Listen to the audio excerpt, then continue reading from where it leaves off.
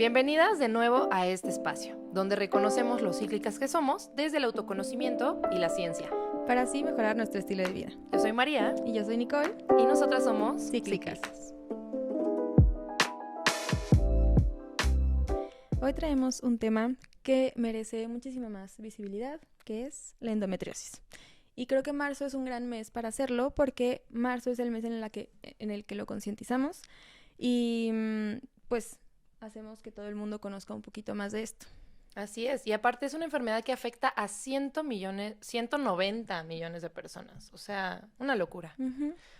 Casi el 10% de la población menstruante actualmente. Uh-huh. Y puede alcanzar hasta un 30 a 50% en mujeres con infertilidad. Es decir, el 30 y 50% de mujeres que tienen infertilidad, la causa es la endometriosis. Así es. Entonces, bueno, pues vamos a comenzar con el contexto. Va. Hicimos una convocatoria para que nos compartieran sus testimonios, pues, personas que han padecido esta enfermedad y cómo fue su trayecto para que pudieran dar con el diagnóstico. Uh-huh. Así que les vamos a compartir el de Anónimo 1. Cuando comencé a menstruar a mis 12 años, siempre tenía dolores muy fuertes. Mi mamá me llevó al ginecólogo del IMSS y por muchos años me decían que era normal, como siempre. ¿A poco no? Siempre pasa. Como siempre, pero de que en un inicio tomaba una pastilla para calmar dolores, terminó tomando hasta 3. Solo calmaba porque nunca se iba el dolor. Eran muy fuertes y a veces usaba un cojín de semillas, pero no era suficiente. Cuando iba en la universidad trabajaba medio tiempo y con eso empecé a ir a ginecólogos privados. Pero resultaba lo mismo. Ninguno me decía que podía hacer eso, solo me mandaban medicamentos y ya. No fue hasta que tuve 23 años, o sea, recordemos, desde los 12 años tuvo dolores muy fuertes y fue hasta los 23 años. ¿Cuánto tiempo fue ahí? 11 años. No, 23, 12, 9. 9. Y las matemáticas no son mi fuerte, lo siento. 9 años en que tú pudiera ir con un nuevo ginecólogo que sí le mandó a hacer estudios y encontró que tenía endometriosis. Su solución fue colocarse el Mirena. Le ayudó los primeros 3 años. Uh-huh. Pero estos 2 últimos que le quedan han sido lo mismo. Hay periodos en los que son tranquilos y otros donde el dolor le impide tener una vida completamente normal. Este último año inició ya con ejercicio y con alimentación y eso es lo que le ha permitido balancear un poco más los dolores, el flujo y todo lo que conlleva eso. Pero siempre le ha impresionado la cantidad de doctoras y doctores por los que pasó y ninguno tomó la iniciativa de solicitarle estudios. Yo creo que este testimonio es súper frecuente y eso es lo más triste, ¿no? Sí. El creer que solamente también se va a curar con tratamiento médico es lo más común, o sea, lo vamos a abordar a lo largo de los capítulos, pero no está mal que le hayan puesto el Mirena. Lo que sí es que no lo vieran como un tratamiento integral, ¿no? Porque al final iba a seguir con síntomas. Así es. No, y aparte, o sea, si tú nada más tratas, es como nada más poner una curita en el momento, pero al final los tratamientos anticonceptivos no van a detener la progresión de la enfermedad. Sí, o las otras causas subyacentes como la inflamación, ¿no? Que lo tocaremos más adelante. Pero bueno, ustedes si tienen algún testimonio, ya saben que nos lo pueden enviar o lo pueden comentar allá abajito. Nosotros vamos a leerlo, compartirlo. Y bueno, así se puede dar más visibilidad a este tema. Y a todo esto, ¿qué es la endometriosis? Pues vamos a dar la definición literal y luego vamos a ver otro tipo de definiciones. Pero, en conclusión, o en resumen más bien, es el tejido que crece alrededor del útero o en el interior, más bien lo que nosotros menstruamos. Ese tejido, justo ese tejido que se escama, migra a otras partes del cuerpo y crece. Y yo, justo, aquí está. Medio, Ahora, esa es una forma fácil de decirlo, porque no es ese tejido, es un tejido similar. Entonces, por eso decimos que pues viene de ahí y entonces migra, ¿no? Pero en realidad no es el mismo tejido, es uno similar. Entonces, Hoy se sabe que el problema no es nada más eso, por eso la cura no nada más es retirar todo el útero, ¿no? Porque pues estaría muy fácil, si ese tejido es el que migra, pues lo quito y ya. Pero no, el endometriosis es una enfermedad sistémica que afecta, o sea, ¿qué quiere decir eso? Que afecta a todas las partes de tu cuerpo, ¿no? Puede generar más problemas autoinmunes, o también, pues obviamente puede afectar salud mental, también puede tener efectos en el metabolismo, entonces, pues es... Problemas digestivos, ¿no? Por la cercanía que hay entre intestino y útero. Entonces, pues sí, es completamente multifactorial. Y todavía sigue en investigación, ¿no? La endometriosis. Bastantes cosas. Es que es súper compleja esta enfermedad. Entonces, bueno, por eso nos vamos a aventar otro episodio. Ahora, también creo que es súper importante, pues, empatizar y ver también qué es la endometriosis para algunos de los pacientes o de las personas que lo tienen, ¿no? Entonces, les voy a leer algunas de las cosas que contestaron algunos pacientes para que lo puedan dimensionar un poco más. La endometriosis es lo que no me dejó disfrutar la boda de mi hija. La razón por la cual normalicé el dolor. La razón por la cual mi exnovio me llamaba exagerada. Y la razón por la que tuve que someterme a 2 operaciones. Y la primera, sin éxito. Sí. Es que, o sea, realmente hay que dimensionar que la endometriosis es... Híjole, es una de las enfermedades más dolorosas que puede tener una mujer, ¿no? O sea, te cambia la vida completamente. Es considerado una de las enfermedades que más dolor, más dolor genera. Y pues justo es muy invisibilizada, ¿no? Y aparte por el tabú que puede haber sobre la menstruación, de que el dolor es normal, ¿no? Ese normalizar el dolor yo creo que ha sido de los peores cánceres para la endometriosis. De los peores, ¿no? Y de hecho yo me acuerdo, y perdón por meter aquí mi cuchara, pero yo me acuerdo de ir varias veces con Ginés y que me digan que es completamente normal, que me duela tanto y que así de que hasta tengas que vomitar del dolor. No es normal. No, o sea, no es normal. Neta no es normal. No es normal, y lo voy a repetir, no es normal hasta que se nos grabe, porque es muy feo. Sí, es muy, muy feo vivir que te con lo esa... normalicen es o sea, es muy, muy común. Y justo, o sea, es considerada la causa más común de dolor pélvico crónico femenino. La causa más común. Ya, o sea, lo que dijimos al principio, más de 190 millones de personas en el mundo. Impresionante. 10% de las personas menstruantes actualmente. Sí. O sea, 1 de cada 10 tiene endometriosis y muchas no lo saben. Sí. Y se van a seguramente la cifra es mayor. Sí. O sea, que es lo más triste, ¿no? Pero bueno. Por eso estamos aquí. Sí. Entonces, entrando a los síntomas, pues obviamente creemos que endometriosis solo es justo el dolor, porque pues es el más, tal vez... El más ruidoso, ¿no? Exacto. Pero hay muchísimos más síntomas que solo cólicos fuertes, ¿no? Así es. Como por ejemplo, el dolor después o durante las relaciones sexuales puede ser síntoma de que hay endometriosis, ¿no? O también, por ejemplo, el manchado intermenstrual. Justo. Y en lo del dolor en las relaciones sexuales, obviamente es normal si tal vez en alguna posición sientes alguna incomodidad, pero si en cualquier posición sientes un dolor impresionante, eso ya no es normal, ¿ok? Obviamente también molestia al orinar o tener esa sensación de que no has vaciado la vejiga por completo también puede ser uno de los síntomas. Sí. Y también, por ejemplo, si tus síntomas digestivos son cíclicos, sí, puede ser por endometriosis, ¿no? Porque hay tejido similar al endometrio, pero en el intestino, por ejemplo. Entonces, también chequen mucho eso, si son cíclicos o si no, puede ser un síndrome intestino irritable por aparte, ¿no? Sí.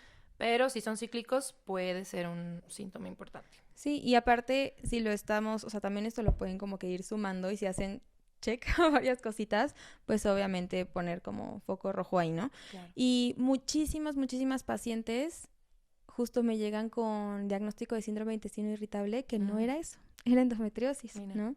Entonces, sí tenerlo como muy presente ahí si es que a ti te lo diagnosticaron. Imagina, bueno, ya aprovechando, 50% de las personas con endometriosis tienen síndrome de intestino irritable. O sea, la incidencia es bastante alta.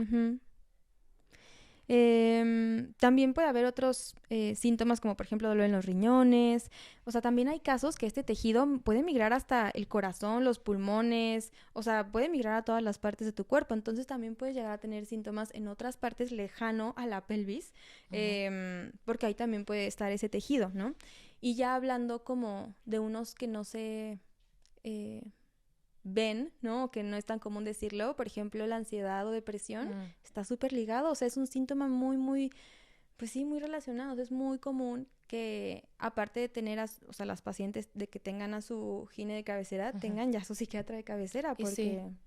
No, y es que el estrés crónico, o sea, es el estrés es la madre de todas las enfermedades mentales, ¿no? El estrés crónico, ¿no? El estrés normal es importante, es necesario, ¿no?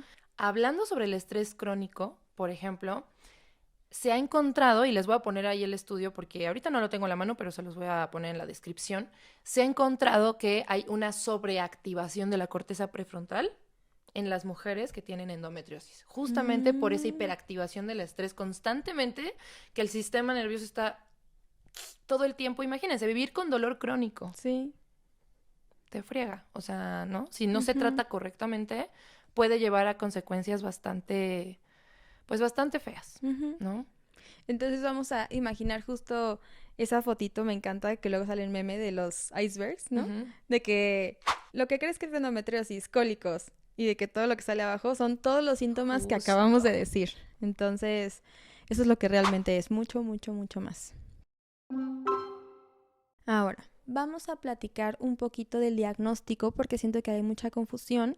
También es real que no nada más se puede diagnosticar con síntomas y que justo como el gold standard o el diagnóstico así principal es de que la paroscopía, o sea, ya de que abrirte y ver qué onda. Sí, claro. Pues no es como que vamos a hacer eso en todas las pacientes para diagnosticar. Súper invasivo. Sí, demasiado. Afortunadamente ya hay como algunos pasos a seguir para poder diagnosticarlo pues desde antes, ¿no? Entonces, primero, siempre, como en todo, una historia clínica, o sea, cómo tú te sientas, ¿no? Claro. O sea... Y no así de que hay cuánto pesas, cuánto mides y ya, ¿eh? No. O sea, es todo, síntomas de todo. Digestivos, cognitivos, de piel, de tu sistema, o sea, de todo. Mamá y papá, o sea, si en tu familia hubo, si naciste por cesárea, o sea, todo eso es súper interesante también. Después hablamos de eso. Sí. Pero, o sea, todo en la historia clínica y obviamente que te escuchen, o sea, que tú... Y tú también, o sea, a ver, si te duele mucho, no es de que...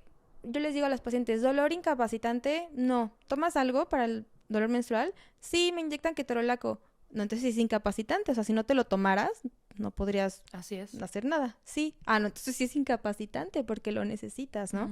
Entonces, ese es uno, la historia clínica. Así es. Y después, inicialmente, se hace el ultrasonido transvaginal, ¿no? Para empezar a ver las primeras, pues, imágenes. Sospechas. Ajá. Las primeras sospechas. Y por último, tu diagnóstico debe estar conformado por una resonancia magnética para mapeo de endometriosis. El famoso mapeo es donde entra aquí en el ultrasonido y en la resonancia.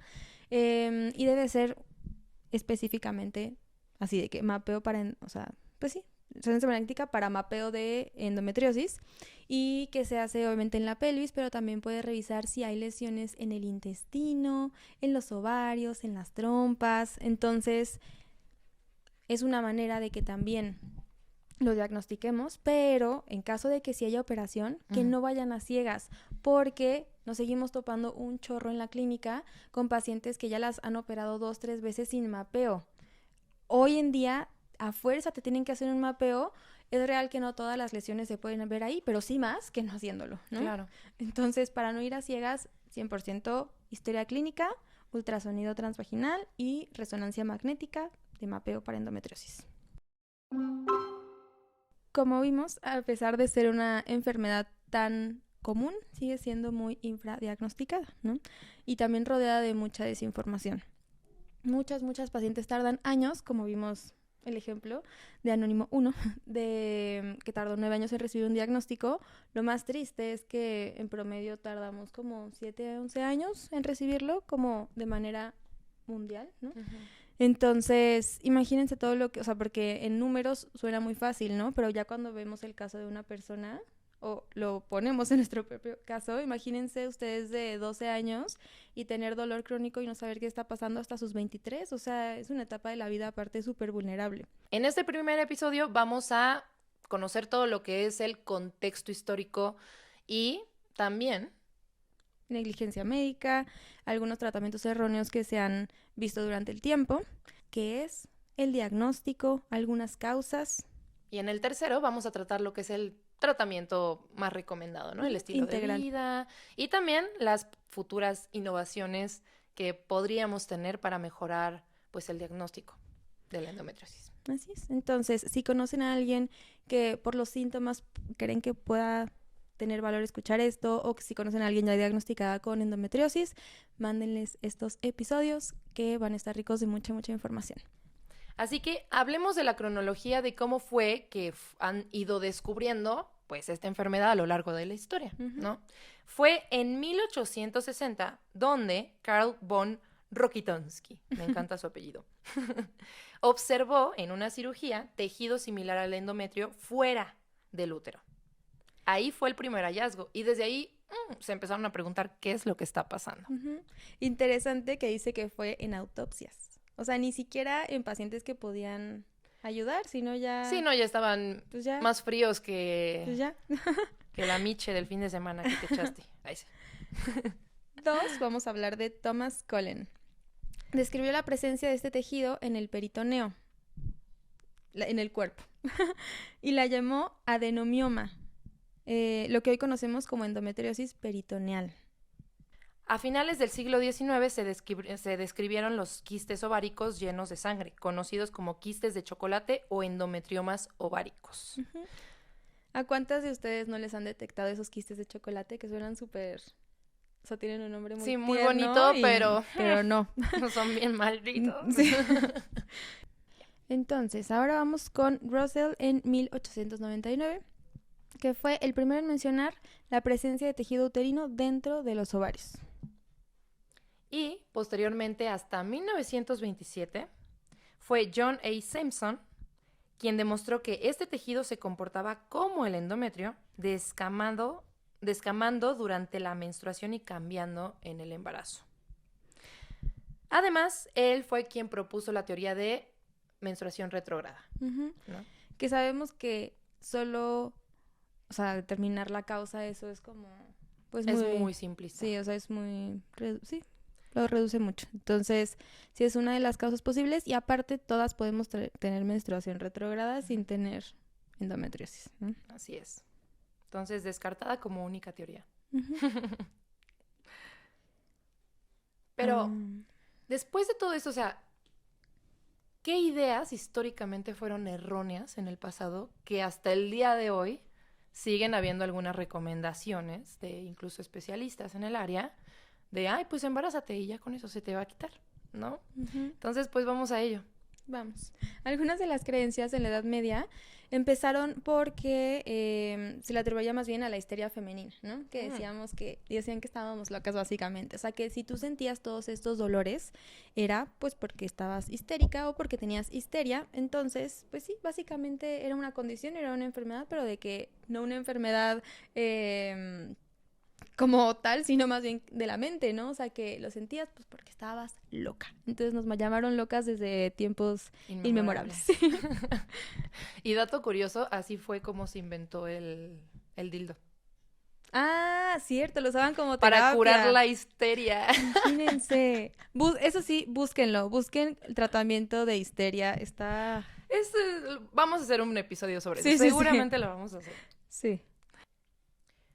Como estábamos mencionando, desde el siglo XIX y a principios del siglo XX, pues recomendaban el embarazo como una cura, ¿no? Bueno, el matrimonio en esos tiempos para embarazarse, básicamente. Sí, porque todas eran niñas, ¿no? Cuando se casaban.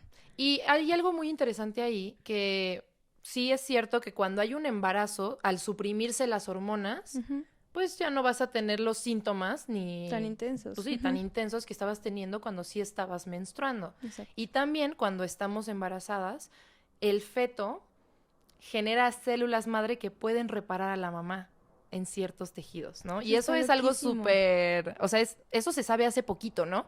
Pero en ese entonces, pues, más bien yo creo que fue como chicle y pega, Sí, y sí. pegó, y dijeron, sí sirve, vamos a seguirlo recomendando, ¿no? Ujú, Pero esa es la explicación de por qué algunas enfermedades pueden desaparecer incluso después del embarazo, ujú. ¿no? O sea, Está es algo, loco, está muy loco. está súper interesante. Sí. Pero aún así, el embarazo no es el tratamiento ideal. O Sí, no. sea, Y es impresionante que en pleno 2025 lo sigan recomendando. O sea, yo tengo pacientes que el sábado tuve una que le dijeron que se embarazara, ya una paciente sí de 35, o sea, ya no de 15 no una niña, años. ¿no? Sí, sí, sí.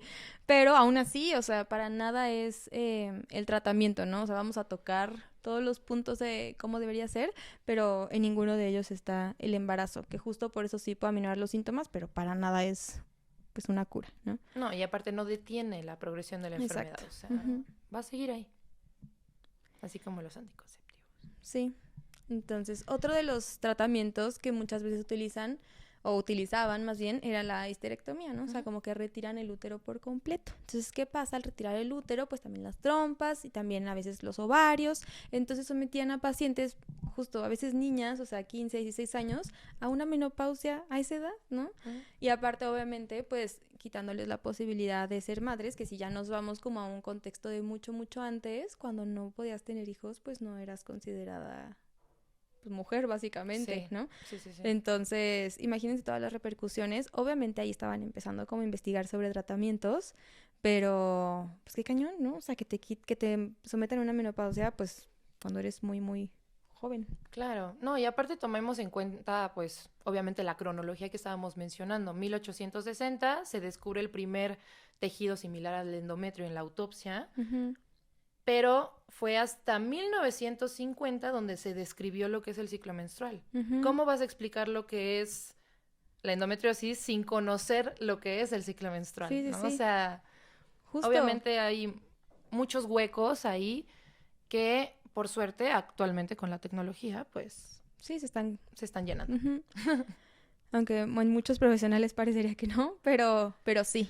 Y aparte, dándole seguimiento como solo a los síntomas, que muchas veces también pasa eso, les daban analgésicos muy fuertes y ese era su tratamiento de por vida, ¿no? Y obviamente al dar solo analgésicos y tal vez no justo la terapia hormonal o cualquier otro tratamiento integral, pues cada vez tenían que tomar analgésicos más fuertes, justo como el El testimonio, ¿no? testimonio, así O sea, es. nada más aumentaba la cantidad de analgésico, pero No, y no, aparte de eso, o sea, también tomar tantos analgésicos altera tu percepción del dolor, sí, sí, sí. ¿no? Y afecta eso, o sea, es impresionante.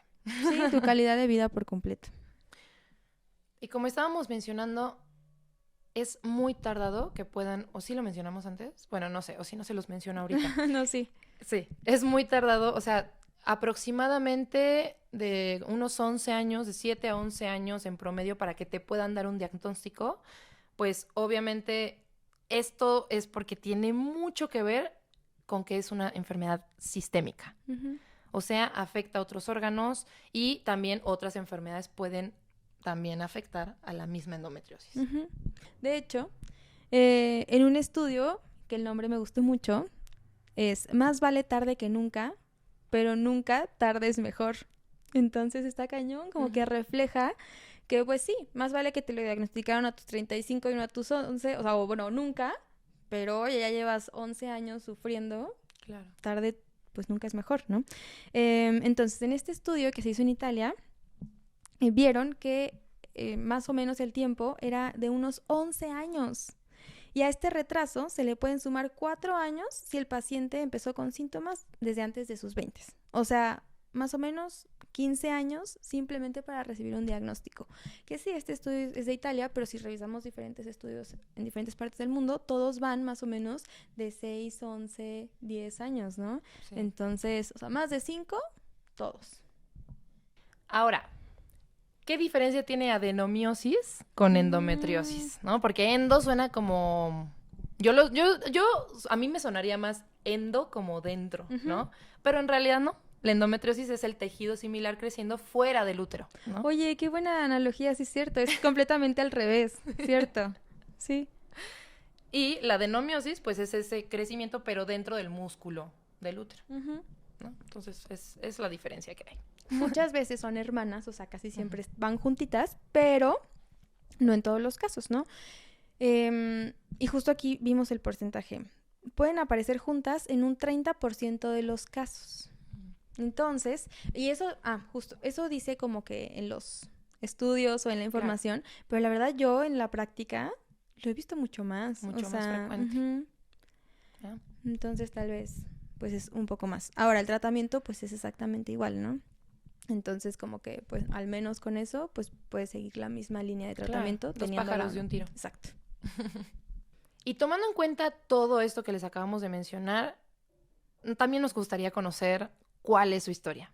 ¿Cuántos años se tardaron ustedes en obtener un diagnóstico de endometriosis? Específicamente, no de qué puede ser, de qué... Diagnóstico.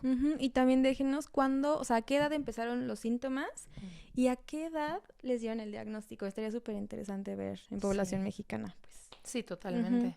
Y bueno, con esto cerramos este primer episodio de endometriosis. Y queremos recordarles a todas las que viven con endometriosis que sabemos que puede ser frustrante, sabemos lo que puede ser de agotador. Vamos a seguir aprendiendo en el camino.